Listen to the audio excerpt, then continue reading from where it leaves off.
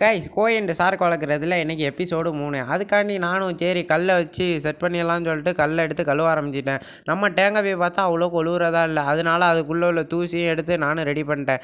சரி நம்ம தண்ணியை வெளியாகிறோம்னு சொல்லிட்டு தண்ணியை எடுத்து வெளியாகினோடனே நம்ம டேங்க் அப்படியே கிளியர் ஆகிடுச்சு.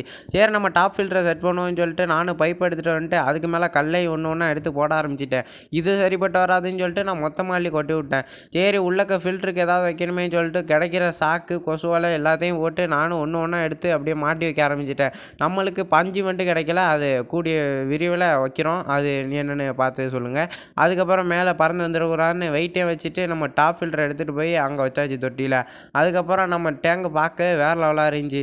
சரி நம்ம தண்ணியை நிறச்சிடுவோம்னு சொல்லிட்டு மேலே போய் பைப் எடுத்துகிட்டு வந்துட்டு நம்மளும் பைப்பை செட் பண்ணுற வேலையில் இறங்க ஆரம்பிச்சிட்டேன். நானும் பைப்பை செட் பண்ணி விட்டு தண்ணியை போட்டு விட்டேன். தண்ணி இங்கிட்டு பிடிங்கிட்டு அங்கிட்டும் பிடிங்கிட்டு நிற்கிது.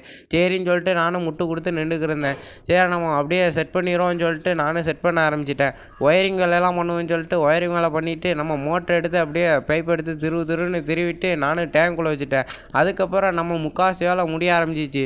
நானும் டேங்குள்ளே வச்சுட்டு பைப் எடுத்து அதுக்குள்ளே சொல்லிட்டேன். இந்த வீடியோ கஷ்டப்பட்டு எடுத்துருக்கோம், அதுக்காண்டி ஒரு லைக்கை மட்டும் போட்டு விட்ருங்க. சரின்னு சொல்லிட்டு நானும் மோட்டரை போட்டு விட்டு தண்ணி வருமானு பார்த்துக்கிறேன். ஒன்றும் தண்ணி வராப்புல இல்லை.